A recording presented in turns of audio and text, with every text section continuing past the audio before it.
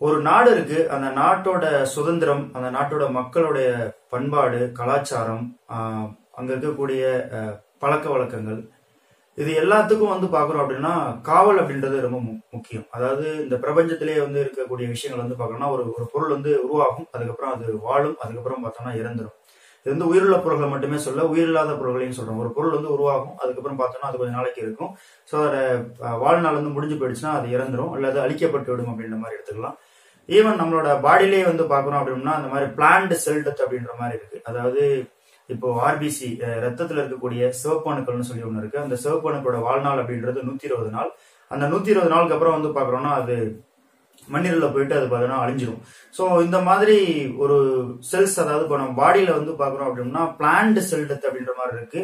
அதே மாதிரி நார்மலா டெத் ஆகுறதுன்னு சொல்லி இருக்கு. அதாவது நார்மல் டெத்னா நெக்ரோசிஸ் அப்படின்ற மாதிரி சொல்லுவோம். சின்னதா கால் தடிக்கு நம்ம கீழே விழுந்துடுறோம் அப்படின்னோம்னா அப்ப அந்த காலில் புண்ணு வந்துருது இல்லையா, அந்த புண்ணுல இருக்கு. புண்ணு அப்படின்னா என்னது, நம்மளோட தோள்கள் பாக்குறோம்னா வெட்டுப்பட்டு போயிருது. அப்ப அந்த தோள்கள்ல இருக்கக்கூடிய அந்த செல்கள் அப்படின்றது இறந்துரும். ஸோ இது நெக்ரோசிஸ் அப்படின்ற மாதிரி நம்ம சொல்லுவோம்.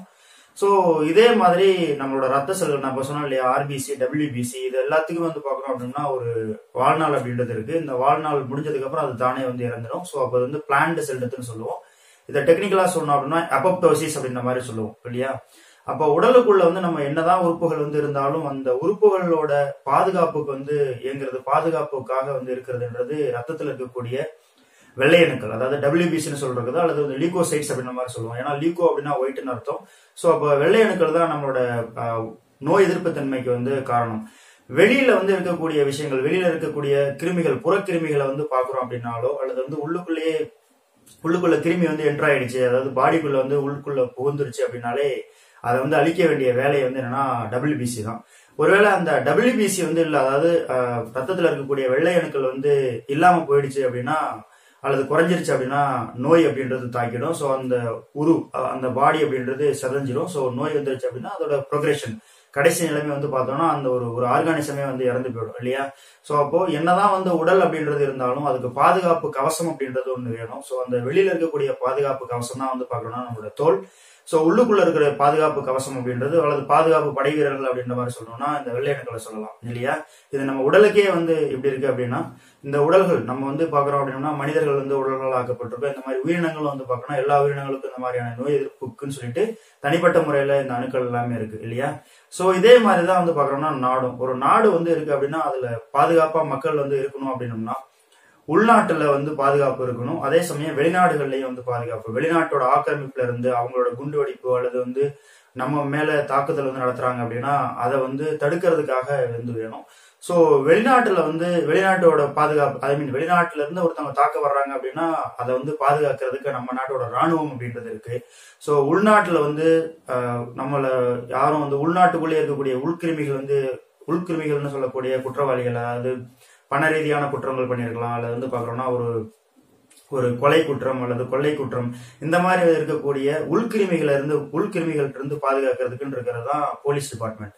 இந்த போலீஸ் டிபார்ட்மெண்ட்டை பொறுத்த வரைக்கும் பாக்குறோம்னா ஒவ்வொரு இதுலயும் இருக்கு. ஃபார் எக்ஸாம்பிள் ஒவ்வொரு மாநிலத்திலயும் ஒவ்வொரு போலீஸ் இருக்கும். ஏன்னா நம்ம பார்த்திருப்போம், அதாவது இந்திய அரசியலமைப்புல இந்திய அரசியலமைப்பை பொறுத்த வரைக்கும் இந்த போலீஸ் அப்படின்ற டிபார்ட்மெண்ட்டை எதுல வச்சிருக்காங்க அப்படின்னா ஸ்டேட் லிஸ்ட்ல வச்சிருக்காங்க, அல்லது மாநில பட்டியல்ல வச்சிருக்காங்க.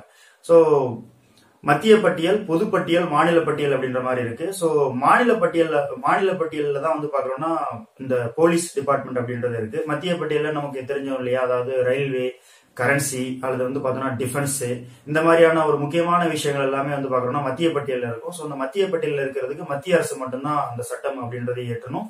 சோ மாநில பட்டியல்ல இருக்கிறதுக்கு எல்லாமே மாநில இதுல வச்சுக்கலாம். மாநில பட்டியல்ல இருக்கிற அந்த விஷயங்களுக்கு மாநிலங்களோட சட்டமன்றங்கள் சட்டங்களை இயற்றிக்கணும் அப்படின்றதுதான் இந்திய அரசியலமைப்பு சட்டம் கொடுத்திருக்கிறது.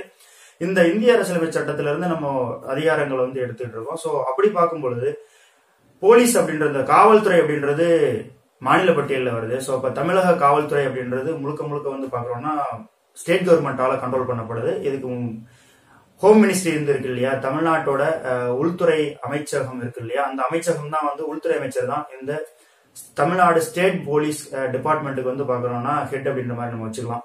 சோ இது பொலிட்டிக்கல் ஹெட், அதாவது அரசியல் ரீதியான ஹெட் அப்படின்னா, அரசு ரீதியான ஹெட் அப்படின்னா இந்த உள்துறை அமைச்சரை வந்து வச்சுக்கலாம். ஸோ அவங்களுக்கு கீழே இருக்கிறவங்க தான் வந்து பார்த்தோன்னா டைரக்டர் ஜெனரல் ஆஃப் போலீஸ், அதாவது டிஜிபி அப்படின்னு சொல்லக்கூடியவங்க தான் இருப்பாங்க. ஸோ இந்த காவல்துறை இயக்குநரகம் தான் வந்து பார்க்குறோம்னா தமிழ்நாட்டு ஃபுல்லாக இருக்கக்கூடிய காவல் துறைகளுக்கு வந்து ஹெட் அப்படின்ற மாதிரி வச்சுக்கலாம் அந்த டிஜிபி. ஸோ இதுக்கு கீழே வந்து பார்க்குறோம்னா ஜோனல் லெவலில் வந்து பிரிச்சிருப்பாங்க. இப்போ தமிழ்நாட்டோட ஸ்ட்ரக்சர் வந்து எடுத்துக்கிட்டோம் அப்படின்னா நார்த் ஜோன், வெஸ்ட் ஜோன், அதுக்கப்புறம் வந்து பார்த்தோம்னா ஒரு சென்ட்ரல் ஜோன், அப்புறம் சவுத் ஜோன் அப்படின்ற மாதிரி 4 ஜோனா வந்து பிரிச்சிருக்காங்க. ஸோ இப்போ இந்த 4 ஜோனுக்கு வந்து ஒவ்வொரு ஹெட் இருப்பாங்க. ஸோ இந்த மாதிரி தான் இந்த தமிழ்நாடு காவல்துறை அப்படின்றது இயங்குது. இந்த தமிழ்நாடு காவல்துறையில வந்துட்டு நிறைய பிரான்ச்சஸ் வந்து இருக்கு. ஒரு 16 வகையான பிரான்ச்சஸ் இருக்கு. அதில் பார்க்குறோன்னா லா அண்ட் ஆர்டர், அதாவது சட்டம் மற்றும் ஒழுங்கு, அதுக்கு அடுத்தது ஆயுதம், தமிழ்நாடு சிறப்பு படை இருக்கு இல்லையா, இது வந்து ஒரு பிரான்ச், பொதுமக்கள் பாதுகாப்பு, பொதுமக்கள் வளங்கள் மற்றும் உணவுத்துறை, கடலோர காவல்துறை, குற்ற புலனாய்வு மற்றும் உளவுத்துறை, பொருளாதார சிறப்பு பிரிவு, தமிழக ஆயுதப்படை மற்றும் ஆயுதப்படை பள்ளி, ரயில்வே காவல்துறை, சமூக நீதி மற்றும் மனித உரிமைகள் துறை, சிறப்பு பிரிவு, உணவு மற்றும் பாதுகாப்பு பிரிவு, குற்றப்பிரிவு, போக்குவரத்து காவல், மது விலக்கு அமல் பிரிவு, குடிமையியல் பாதுகாப்பு பிரிவு, அப்புறம் கடைசியாக பயிற்சி பிரிவு. ஸோ இந்த அளவுக்கு வந்து தமிழ்நாடு போலீஸோட ஸ்ட்ரக்சர் அப்படின்றது இருக்குது. இவ்வளோ பிரிவுகள் வந்து தமிழ்நாடு போலீஸில் வந்து வச்சுருக்காங்க. இப்போ இந்த 16 வகையான பிரான்ச்சஸ் வந்து பார்த்தோம் இல்லையா. ஸோ இந்த பிரான்ச்சில் வந்து ஒன்று தான் வந்து சிபிசிஐடின்னு சொல்கிறது. அதாவது சிபி அப்படின்னா கிரைம் பிரான்ச், சிஐடி அப்படின்னா கிரிமினல் இன்வெஸ்டிகேஷன் டிபார்ட்மெண்ட். இந்த கிரிமினல் இன்வெஸ்டிகேஷன் டிபார்ட்மெண்ட் வந்து என்ன பண்ணுவாங்கன்னா, ஒரு கள்ள நோட்டு புழக்கத்தில் வந்து வந்துச்சுன்னா அதை பற்றின ஒரு துப்பறிவாங்க, விசாரணை வந்து நடத்துவாங்க. ஒரு கம்யூனல் ரையாட், அதாவது ஒரு மத கலவரமோ அல்லது ஜாதி கலவரமோ வந்துச்சு அப்படின்னா அதை பற்றி இன்வெஸ்டிகேட் பண்ணுறது, துப்பு துளக்கிறது. ஒரு கொலை நடந்துச்சு அப்படின்னா துப்பு துளக்கிறது. இந்த மாதிரியான விஷயங்கள் எல்லாமே இந்த தமிழ்நாடு போலீஸில் இருக்கக்கூடிய இந்த சிபிசிஐடி டிபார்ட்மெண்ட் அப்படின்றத பண்ணுவாங்க. ஸோ இதுக்கான இந்த சிபிசிஐடி டிபார்ட்மெண்ட்ல வந்து பண்ணுங்க, அதாவது ஒரு சாதாரண கேஸா இருந்துச்சுன்னா மற்ற department, I mean law and ஆர்டரே வந்து பார்த்தோன்னா பார்த்துப்பாங்க. பட் இந்த மாதிரியான அந்த ஏதாவது கொலை குற்றம் ஒரு பெரிய லெவலில் வந்து நேஷனல் லெவல்லையோ அல்லது ஸ்டேட் லெவல்லையோ அட்டென்ஷனை கிரியேட் பண்ற கேசஸ்க்குலாம் வந்து பார்க்குறோம்னா இந்த சிபிசிஐடி தான் வந்து விசாரணை பண்ணுவாங்க. இந்த சிபிசிஐடி அப்படின்றது முழுக்க வந்து ஸ்டேட்டோட கண்ட்ரோல்ல வருது. ஒரு மாநிலத்தோட அரசோ அல்லது வந்து பார்க்குறோம் அப்படின்னா ஒரு ஹைகோர்ட் அல்லது உயர்நீதிமன்றமோ இந்த சிபிசிஐடி டிபார்ட்மெண்ட்டுக்கு வந்து இன்வெஸ்டிகேஷன் பண்ற சொல்லி ஒரு அதிகாரத்தை வந்து கொடுக்கலாம். ஸோ மாநில ரீதியா இந்த மாதிரியான ஒரு குற்றங்கள் வந்து நடக்குது அப்படின்னா இந்த மாநில போலீஸ்ல இருக்கக்கூடிய ஒரு பிரான்ச்சா இருக்கிற இந்த சிபிசிஐடி டிபார்ட்மெண்ட் வந்து பார்த்தோன்னா இன்வெஸ்டிகேஷன் அப்படின்றத நடத்துவாங்க. ஸோ இந்த இன்வெஸ்டிகேஷன் வந்து பண்ண சொல்லி யார் வந்து ஆணை பிறப்பிக்கலாம் அப்படின்னா தமிழ்நாடு அரசோ அல்லது ஒரு மாநில அரசுன்னு சொல்லி வச்சுக்கோங்க. பொதுவாக ஒரு மாநில அரசோ அல்லது அந்த மாநிலத்தில் இருக்கக்கூடிய கோர்ட்டோ வந்து பாக்குறோம்னா இந்த கேஸை நீங்க வந்து நடத்தி கொடுங்க, அல்லது இந்த கேஸை வந்துட்டு பார்த்தோம்னா நீங்க இன்வெஸ்டிகேட் பண்ணுங்க, துப்பு துளக்குங்க அப்படின்ற மாதிரி அதோட ரிப்போர்ட் வந்து என்கிட்ட சப்மிட் பண்ணுங்க அப்படின்ற மாதிரி இந்த கேஸை வந்து சொல்லுவாங்க. ஐ மீன் ஹைகோர்ட்டோ அல்லது வந்து ஒரு கவர்மெண்ட்டோ ஸ்டேட் கவர்மெண்ட்டோ வந்து சொல்லுவாங்க. ஸோ அதன்படி வந்து பாக்குறோம்னா அந்த சிபிசிஐடி பிரான்ச் வந்து அதுக்கான விஷயத்த வந்து பண்ணி கொடுப்பாங்க.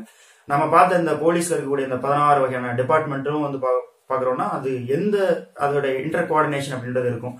அதாவது ஒரு டிபார்ட்மெண்ட்ல இப்போ போக்குவரத்து துறையில வந்து ஒரு சின்னதா வந்து பார்க்கணும், ஒரு பஸ் எரிஞ்சு போனாலோ அல்லது வந்துட்டு வேற ஒரு நிகழ்வு போக்குவரத்து சம்பவம் நடந்துச்சுன்னா இப்போ அந்த தமிழ்நாடு பிரான்ச்ல இருக்கக்கூடிய அந்த டிராபிக் போலீஸ் இருந்து இவங்க வந்து இன்வெஸ்டிகேஷனுக்கான விளக்கங்களை வந்து வாங்கிப்பாங்க. ஸோ அந்த ஒரு பிரான்ச் இருக்கும். அந்த பிரான்ச்சஸ்ல வந்து பாக்குறோம்னா டிபார்ட்மெண்ட் அப்படின்றது இருக்கும். இப்போ சிபி அப்படின்றது ஐ மீன் கிரைம் பிரான்ச் அப்படின்றது தமிழ்நாடு போலீஸோட பிரான்ச். இதுக்கு கீழே இருக்கிறதுன்றது கிரிமினல் இன்வெஸ்டிகேஷன் டிபார்ட்மெண்ட் அப்படின்றது. ஸோ இந்த மாதிரி இன்டர் பிரான்ச் கோஆர்டினேஷன் அப்படின்றது இருக்கும். ஸோ இந்த டிபார்ட்மெண்ட்டுக்குள்ளே வந்து கோஆர்டினேஷன் இருக்கும். இப்போ ஃபார் எக்ஸாம்பிள் இப்போ சிபிசிஐடி அப்படின்னு சொல்லி இருக்கு அப்படின்னா அதுல வந்து சில விஷயங்கள் அந்த டிபார்ட்மெண்ட்டுக்குள்ளேயே அந்த ஐ மீன் கிரிமினல் இன்வெஸ்டிகேஷன் டிபார்ட்மெண்ட்டுக்குள்ளேயே வந்து பார்க்கணும்னா சில பிரிவுகள் வந்து இருக்கும். அது என்னன்னு சொல்லி பார்த்துடலாம். இந்த கிரிமினல் இன்வெஸ்டிகேஷன் டிபார்ட்மெண்ட்டில் வந்து இந்த போலீஸ் அப்படின்றது வந்து நான் ஸ்டேட் லிஸ்ட்னு சொல்லி சொன்னேன் இல்லையா, அதாவது மாநிலங்கள் பட்டியலில் வந்து இருக்குன்னு சொன்னேன் இல்லையா. ஸோ அதனால் ஒவ்வொரு மாநிலமும் வந்து பார்க்குறோன்னா சில டிபார்ட்மெண்ட் வந்து வச்சுருக்கோம். ஐ மீன் இந்த கிரிமினல் இன்வெஸ்டிகேஷன் டிபார்ட்மெண்ட்டுக்குள்ளேயே சில விங்ஸ் வந்து இருக்கும், சில விங்ஸ் வந்து இருக்காது. ஸோ பொதுவாக வந்து ஒரு இன்வெஸ்டிகேஷன் டிபார்ட்மெண்ட்டில் வந்து என்னென்ன இருக்கும் அப்படின்னம்னா criminal investigation department, anti human trafficking, அதாவது ஆள் கடத்தல்லாம் இருக்குது இல்லையா, அதுக்கப்புறம் மிஸ்ஸிங் பர்சன்ஸ், ஆள் கடத்தல், காணாமல் போனவர்களை பற்றி விசாரிக்கிறது அதெல்லாம் இருக்கும். அதுக்கப்புறம் ஆன்டி நார்காட்டிக்ஸ் செல், அதாவது போதைப் பொருள் தடுப்பு பிரிவு. அதுக்கப்புறம் வந்து ஃபிங்கர் பிரிண்ட் பிரிவு, கைரேகை நிபுணர்கள் இருக்கக்கூடிய ஒரு பிரிவு. அப்புறம் கிரிமினல் இன்வெஸ்டிகேஷன் டிபார்ட்மெண்ட், அதுக்கப்புறம் ஆன்டி டெரரிசம், அதாவது தீவிரவாதத்திற்கு எதிரான பிரிவு அப்படின்ற மாதிரி பிரிவுகள் இருக்கும். இது வந்து ஒவ்வொரு ஸ்டேட் போலீஸுக்கும் வந்து பார்க்குறோன்னா இந்த பிரிவுகளில் கூட குறைய வந்து இருக்கும். ஸோ இதான் வந்து பொதுவாக இந்த சிஐடி பிரான்ச்சில் இருக்கக்கூடிய பிரிவுகள்.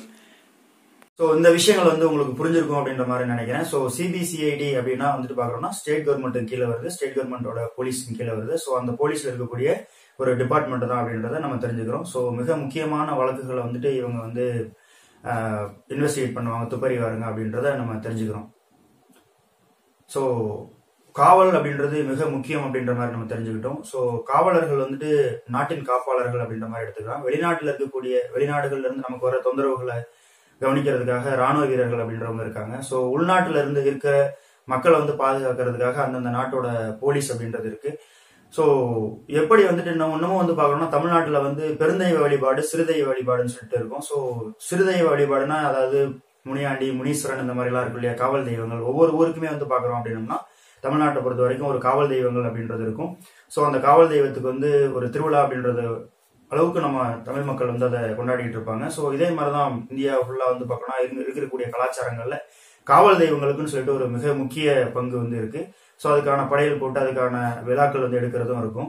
ஸோ கண்டிப்பா எப்படி காவல் தெய்வங்கள் வந்து ஒரு உணர்வு பூர்வமாவோ அல்லது வந்து ஒரு நாட்டோட கலாச்சார ரீதியாவோ மக்களை வந்து பாதுகாத்துக்கிட்டு இருக்கோ, ஸோ அதே மாதிரிதான் போலீஸ் டிபார்ட்மெண்ட் அப்படின்றது ரியல் லைஃப்லேயே நம்மள நிறைய பிரச்சனைகள் வந்து காப்பாத்துறாங்க. ஸோ அதை பொறுத்த வரைக்கும் வந்து பார்க்குறோம்னா நீதி, நேர்மை, ஒரு பாரபட்சம் இல்லாம ஒரு விசாரணை நடத்துற காவல் அப்படின்ற அந்த காவல்துறை அப்படின்றத சரியான வகையில அந்த போஸ்டிங் வந்து ஒரு பெருமை சேர்த்து தர்ற ஒவ்வொரு போலீஸ்க்கும், ஒவ்வொரு காவல்துறை நண்பர்களுக்கும், ஒவ்வொரு இந்தியனின் சார்பா வணக்கங்கள்.